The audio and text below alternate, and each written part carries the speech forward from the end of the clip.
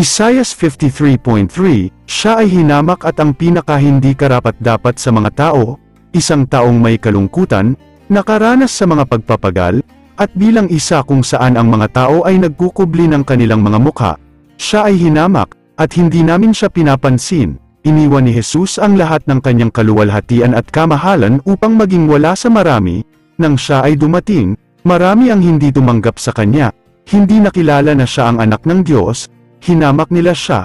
Sa ating paglalakbay kasama si Kristo, natuklasan natin na, bukod sa pagiging ating tagapagligtas, siya rin ay naging isang lingkod, isang instrumento ng Diyos. Sa kanya lahat ng karangalan, lahat ng kaluwalhatian, lahat kamahalan, at lahat ng kapangyarihan, para sa mga edad ng mga edad.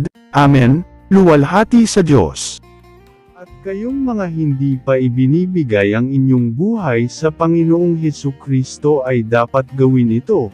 Kung hindi ay hindi kayo makapapasok sa kaharian ng langit.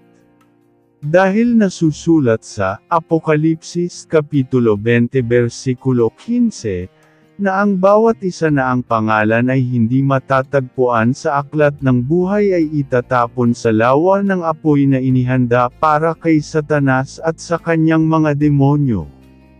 Kaya manalangin sa ganitong paraan kung nais mong aili ang iyong buhay sa Panginoong Hesukristo.